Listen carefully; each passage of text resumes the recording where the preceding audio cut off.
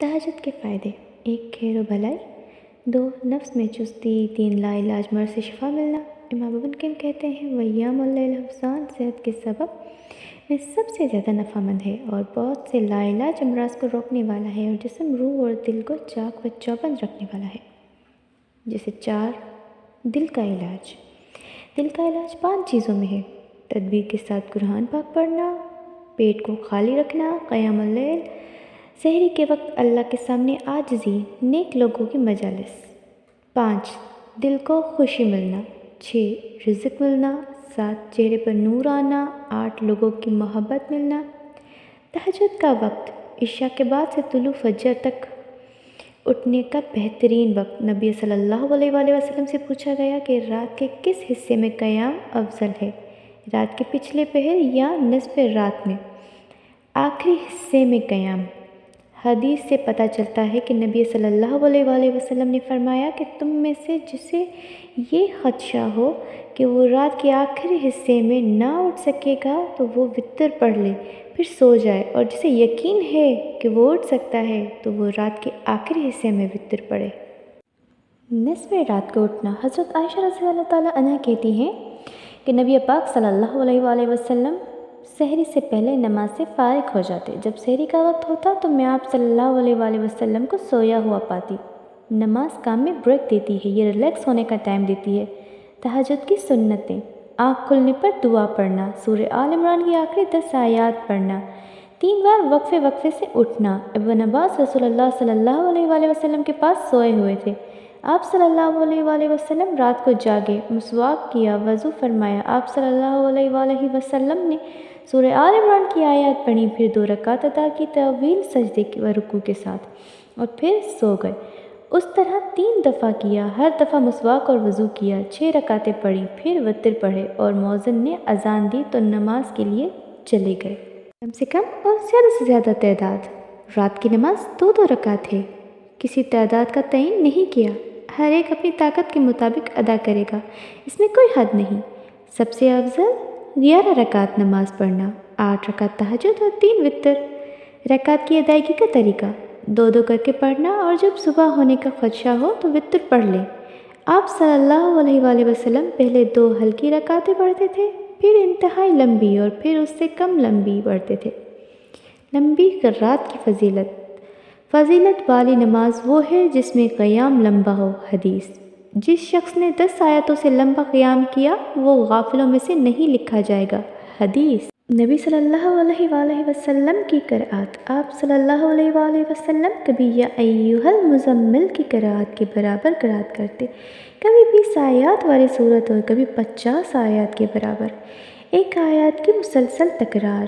حضرت عائشہ رضی اللہ تعالیٰ عنہ کہتی ہیں کہ آپ صلی اللہ علیہ وآلہ وسلم نے ایک آیت سے مسلسل قیام کیا، یعنی بار بار پڑھتے رہے۔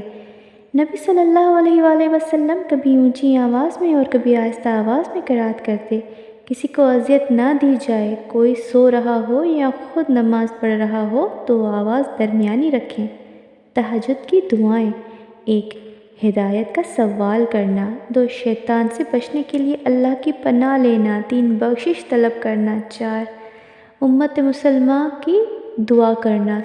کہتے ہیں نا، آپ کسی اور کے لیے دعا کریں گے تو آپ کو اپنے لیے دعا مانگنے کی ضرورت نہیں پڑے گی، اس لیے دوسروں کے لیے دعا مانگا کریں کہ آپ کے حق میں وہ دعائیں قبول ہو جائیں۔ تہجد کے لیے جاگنے میں مددگار سنتیں: ہمیں جتنی بھی مسائل درپیش ہیں ان کا حل سنت میں موجود ہے، بس یقین سے عمل کرنے کی ضرورت ہے۔ تہجد کے لیے جاگنے کے لیے اگر ہم رسول پاک صلی اللہ علیہ وآلہ وسلم کے طریقے پر عمل کریں گے تو ہم ضرور کامیاب ہوں گے۔ دوپہر کو قیلولہ کریں، سونے سے پہلے تہجد کے لیے اٹھنے کی نیت کر لیں۔ رات کو جلد سونا، سونے سے پہلے بستر جھاڑنا تاکہ شیطان بستر سے ہٹ جائے۔ سونے سے پہلے وضو کرنا، رسول پاک صلی اللہ علیہ وآلہ وسلم نیند سے بیدار ہوتے ہی نیند کے آثار ختم کرنے کے لیے چہرے پر اپنے ہاتھ پھیرتے۔ آپ بھی ایسا کریں، بیدار ہوتے ہی اللہ کا ذکر کریں، جاگنے کے بعد ہاتھ دھوئیں، بسم اللہ پڑھ کر وضو کریں، ناک اچھی طرح جھاڑیں تاکہ شیطان اپنے ٹھکانے سے نکل جائے اور آپ نماز تہجد ادا کریں۔ آج ہم تہجد کے بارے میں کچھ بنیادی باتیں شیئر کریں گے۔ تہجد کی فضیلت: تہجد کی نماز اور رکعتیں ہمارے نبی صلی اللہ علیہ وآلہ وسلم کا تہجد کی ادائیگی کا طریقہ۔ تہجد کیا ہے؟ تہجد رات کی وہ نماز ہے جو بعد نماز عشاء سونے کے بعد درمیان رات میں اٹھ کر پڑھی جاتی ہے۔ اسلام کے پہلے دور میں جب 5 نمازیں فرض نہیں ہوئی تھی اس وقت تہجد کی نماز فرض تھی، اور معراج کے موقع پر جس رات حضرت محمد صلی اللہ علیہ وآلہ وسلم آسمان کے معجزاتی سفر پر گئے تھے، جب معراج پر آپ صلی اللہ علیہ وآلہ وسلم کو 5 نمازوں کی فرضیت کا حکم ملا تھا، اس وقت تہجد کی نماز نفل عبادت میں بدل گئی تھی۔ یہ نام کا باعث نفل نماز۔ نبی صلی اللہ علیہ وآلہ وسلم تہجد کی نماز کو خصوصیت کے ساتھ پڑھا کرتے تھے۔ تہجد کی نماز صرف نبی صلی اللہ علیہ وآلہ وسلم پر ہی فرض تھی۔ اس کا تذکرہ سورۃ الاسراء آیت 29 میں آیا ہے۔ تہجد کی نماز 2 رکعت سے لے کر 8 رکعت تک پڑھی جا سکتی ہے۔ ہر ایک اپنی استطاعت کے مطابق پڑھ سکتا ہے، 2 رکعت، 4 رکعت، 6 رکعت یا پھر 8 رکعت۔ اس کی کوئی پابندی نہیں ہے کہ یہ 8 رکعتیں ہی پڑھی جائیں۔ تہجد گھر پر پڑھی جاتی ہے، اس کے علاوہ کسی بھی مناسب وقت اور جگہ پر پڑھی جا سکتی ہے، جیسے کوئی رات کو اپنی کمپنی یا کام کی جگہ پڑھ سکتا ہے۔ تہجد نماز کی اہمیت، وقت اور رسول اللہ صلی اللہ علیہ وآلہ وسلم کا طریقہ تہجد۔ تہجد کی نماز اس تیر کمان کی طرح ہے جس کا نشانہ کبھی نہیں چونکتا، یعنی اس وقت مانگی گئی دعا ضرور قبول ہوتی ہے۔ تہجد نفلی عبادت ہے، یہ رات کے تیسرے پہر ادا کی جاتی ہے۔ 5 نمازوں کی فرضیت سے پہلے مسلمان صرف رات کی نماز تہجد پڑھتے تھے، پھر 5 نمازیں فرض ہوئیں تو تہجد کی نماز نفلی ہو گئی۔ آپ کا رب تعالیٰ بخوبی جانتا ہے کہ آپ اور آپ کے ساتھ کے لوگوں کی ایک جماعت قریب 2/3 رات کے اور آدھی رات کے اور 1/3 رات کی تہجد پڑھتے ہیں، اور رات دن کا پورا اندازہ اللہ تعالیٰ کو ہی ہے۔ وہ خوب جانتا ہے کہ تم اسے ہرگز نہ نبھا سکو گے، بس اس نے تم پر مہربانی کی، لہٰذا جتنا قرآن پاک تمہارے لیے آسان ہو اتنا ہی پڑھو، اور جانتا ہے کہ تم میں بعض بیمار بھی ہوں گے، بس دوسری زمین میں چل پھر کر اللہ تعالیٰ کا فضل یعنی روزی بھی تلاش کریں گے، اور کچھ لوگ اللہ تعالیٰ کی راہ میں جہاد بھی کریں گے۔ سو تم بآسانی جتنا قرآن پڑھ سکو پڑھو، اور نماز کی پابندی رکھو، اور زکوٰۃ دیتے رہا کرو، اور اللہ تعالیٰ کو اچھا قرض دو، اور جو نیکی تم اپنے لیے آگے کرو گے وہی تمہیں لوٹ کر ملے گی۔ جہاں امیدیں ٹوٹ جاتی ہیں نا، جہاں اسباب نظر آنا بند ہو جاتے ہیں، جہاں آزمائشیں گھیر لیتی ہیں، جہاں آنسو آنکھ کا مسکن بن جاتی ہیں اور صبر زبان کا ساتھی، وہیں سے تو اللہ پر یقین کا سفر شروع ہوتا ہے، اور یقین جانے پہ یقین کا سفر محبت پر آ کر ختم ہوتا ہے۔ اللہ کی محبت، تہجد سے محبت۔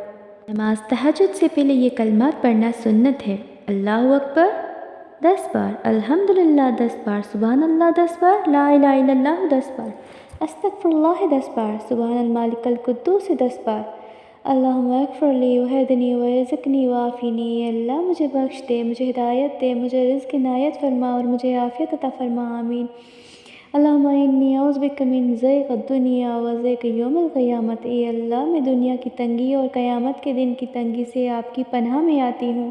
ان اذکار کے بعد نبی صلی اللہ علیہ وآلہ وسلم وضو کرتے اور پھر نماز ادا کرتے، یا جب آنکھ کھلے تو بستر پر لیٹے لیٹے ہی یہ پڑھ لیتے: لا الہ الا اللہ وحدہ لا شریک لہ، لہ الملک و لہ الحمد وهو علی کل شیء قدیر، الحمدللہ وسبحان اللہ ولا الہ الا اللہ واللہ اکبر ولا حول ولا قوۃ الا باللہ، اللہم اغفر لی۔ اللہ کے سوا کوئی معبود نہیں، وہ اکیلا ہے، اس کا کوئی شریک نہیں، اسی کی بادشاہت ہے اور اسی کے لیے تمام تعریف ہے، اور وہ ہر چیز پر قادر ہے۔ سب تعریفیں اللہ کے لیے ہیں اور اللہ تعالیٰ ہر عیب سے پاک ہے۔ اللہ کے سوا کوئی معبود برحق نہیں، اللہ سب سے بڑا ہے، اور اللہ کی توفیق کے بغیر گناہ چھوڑنے کی طاقت اور نیکی کرنے کی قوت نہیں ہے۔ اللہ مجھے بخش دے، یا کوئی اور دعا مانگ لے، یا جب آنکھ کھلے تو بستر پر ہی اٹھتے ہوئے پڑھنا شروع کر دیں۔ جب اللہ کا ذکر کرتے ہیں تو سستی دور ہو جاتی ہے۔ مسنون اذکار کا فائدہ، اس سے دل کو اطمینان حاصل ہوتا ہے۔ جو اذکار نبی صلی اللہ علیہ وآلہ وسلم کے ہیں ان کو اسی وقت پر کرنا جس وقت نبی صلی اللہ علیہ وآلہ وسلم نے ان کو پڑھا، تو اس سے دل کو وہ خاص اطمینان حاصل ہوتا ہے جو ہمارے روٹین کے اذکار سے اتنا نہیں ملتا۔ وقت کے مطابق اور اپنی مرضی کے مطابق ذکر کرنے میں بہت فرق ہے۔